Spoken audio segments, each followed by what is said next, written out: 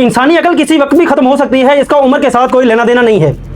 ऐसे ही हम अकल से पैदल शख्स की बात करने वाली हैं को जो खुद को तजिया निगार साबित करता है, लेकिन उसका हाल ये है कि कभी वो तवाइफों के बेडरूम में होता है और कभी नाचने वालों के स्विमिंग पूल के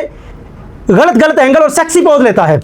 बिल्कुल ऐसे ही हम बात करने वाले हैं कि वो तवाइफों के कोठे पे जाता है, सिर्फ इनके कोठों पे जाकर उनके इंटरव्यू ही नहीं करता बल्कि उनके वॉशरूम में भी चला जाता है। एक ऐसे ही तजिया निगार की बात करने वाले हैं कि हालिया इस शो में जिसके बारे में फिजाली ने कहा था कि आपको अगर मैं कोई जॉब दूंगी तो आप कहीं पे गोरों के मुल्क में जाएंगे, आप किसी बड़े रेस्टोरेंट में स्वीपर की जॉब करेंगे, क्योंकि आप ऐसे बाहर मुल्क में ना किसी वॉशरूम के स्वीपर को औरतों के वॉशरूम में जाने का बहुत शौक है। जी, हम बात करने वाले हैं सहेल वड़ाइच की, जो खुद को बड़े उम्र रसीदा भी समझते हैं और बड़े अच्छे आपको वो तजिया निगार और मीडिया पर्सनैलिटी भी अपने आप को शो करवाते हैं। हालिया इंटरव्यू में उन्होंने डेरा इस्माइल खान में जो दहशतगर्दी हुई, यानी एक गंदी जमात, दहशतगर्द जमात और लोगों की जानों की दुश्मन जमात दाइश का ताल्लुक उन्होंने मसलक अहले हदीस के साथ जोड़ा, क्योंकि डेरा इस्माइल खान में दाइश आ चुकी है और दाइश जो है वो तालिबान का भी आखिरी सुपरलेटिव डिग्री है और वो ये जो तालिबान थे ये देवबंदी थे। दाइश जो है अहले हदीस है, गैर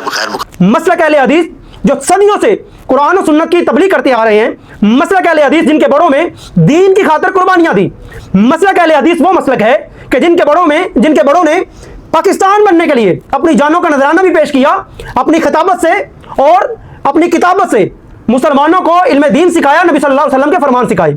ऐसी पुरअमन जमात, दीन की दाई जमात कि जिनका मकसद ही काल अल्लाह काल रसूल था, उसके बारे में ऐसी गलीज जबान इस्तेमाल करते हुए उसका ताल्लुक दाइश जैसी गंदी जमात के साथ जोड़ा है।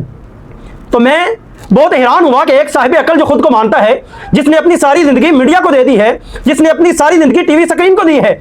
उसका हाल देखें। सही कहते हैं नबी सल्लल्लाहु अलैहि वसल्लम की हदीस याद आती है कि इंसान जिस शोबे में होता है, जिस मजलिस में होता है, उसका रंग उसके ऊपर चढ़ जाता है। जिसने सारी जिंदगी महक मलक, वीना मलक और इस तरह की बेशुमार ऐसी एक्ट्रेस जिनका काम नाच गाना है, उनके इंटरव्यू में अपनी जिंदगी को गुजार दिया है, तो उससे हम अच्छे अल्फाज की, अच्छी बातों की, दीन की बातों की उससे हम उम्मीद क्या लगा सकते हैं। तो मैं ये समझता हूं कि ये सोहेल वड़ाइच को इसी तरह टीवी पे आकर माफी मांगनी चाहिए और अपोलोजाइज करना चाहिए कि मेरे से ये खचबजी है। इसके बारे में और भी बहुत से लोग कह रहे हैं, पंजाबी में कहते हैं ना मुंह ना मत्था जिन पड़ो लता, इतनी बड़ी शक्ल लेके सिर्फ अपने आप को ये पर्सनैलिटी शो करवाने के लिए इतनी ये खच मारी है और हम इस खच की पुरजोर मजम्मत करते हैं और हुकूमत पाकिस्तान से मुतालबा भी करते हैं कि अब इस खच को कहे कि दोबारा टीवी पर आए